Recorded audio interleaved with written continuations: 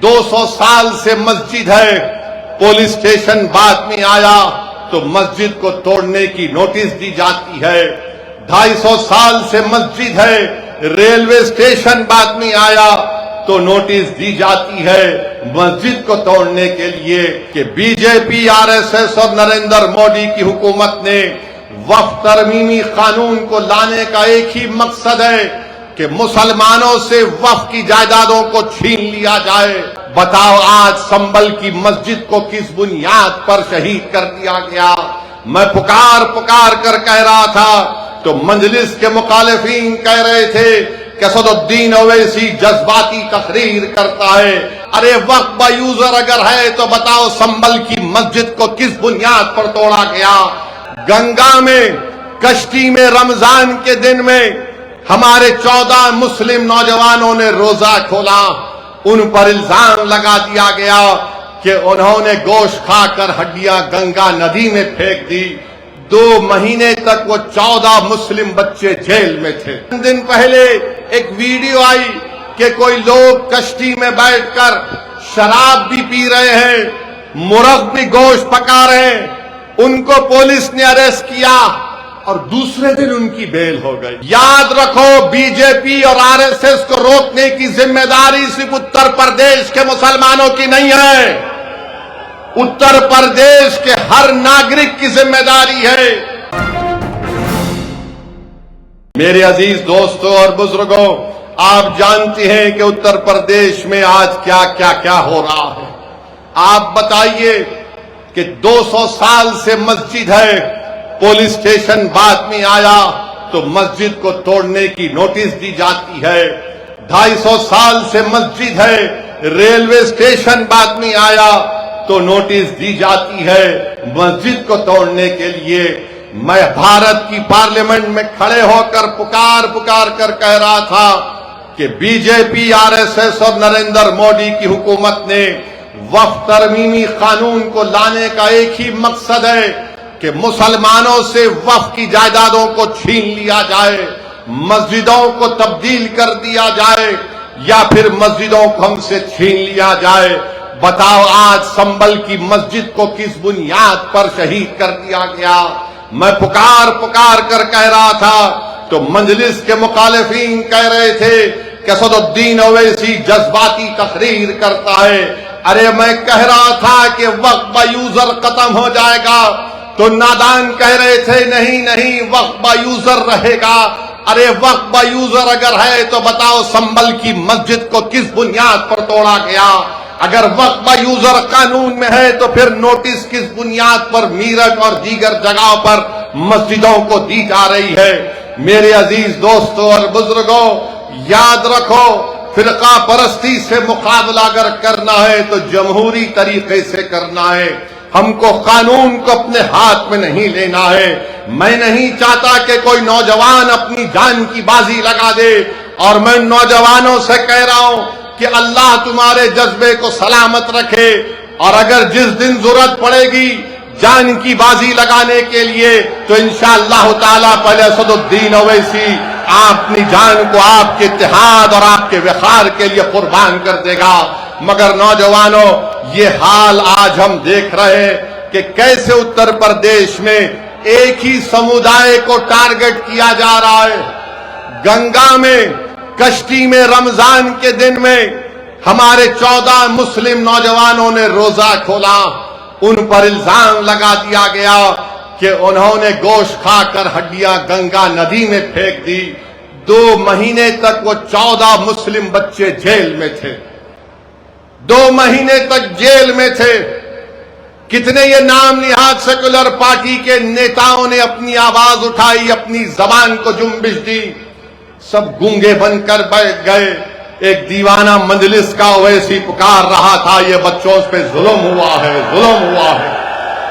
और वही आप देखते हैं कि चंद दिन पहले एक वीडियो आई कि कोई लोग कश्ती में बैठकर शराब भी पी रहे हैं, मुर्ग भी गोश्त पका रहे हैं। उनको पुलिस ने अरेस्ट किया और दूसरे दिन उनकी बेल हो गई।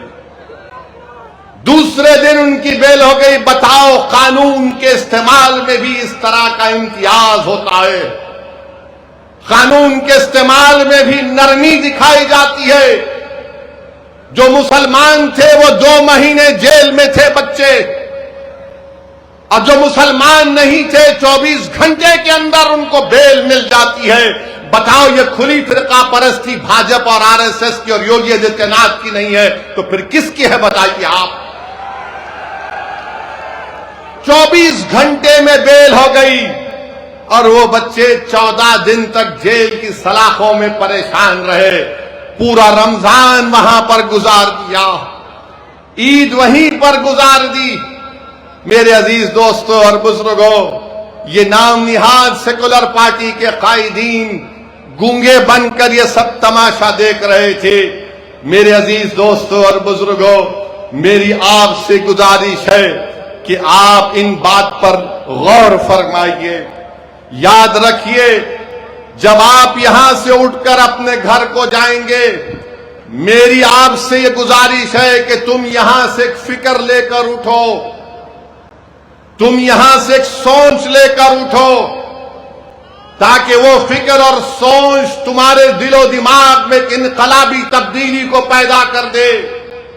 याद रखो, बीजेपी और आरएसएस को रोकने की जिम्मेदारी सिर्फ उत्तर प्रदेश के मुसलमानों की नहीं है, उत्तर प्रदेश के हर नागरिक की जिम्मेदारी है।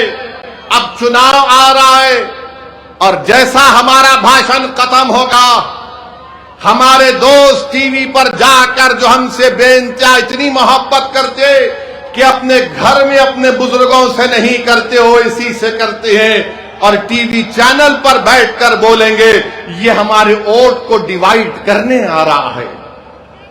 अरे कौन सा वोट डिवाइड हो रहा है बताओ?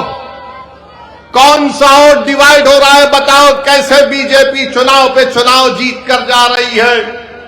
बंगाल का इलेक्शन हम लड़ने गए, 280 विधानसभा की सीट 11 हम लड़े, वहां पर भी यही इल्जाम लगा दिए।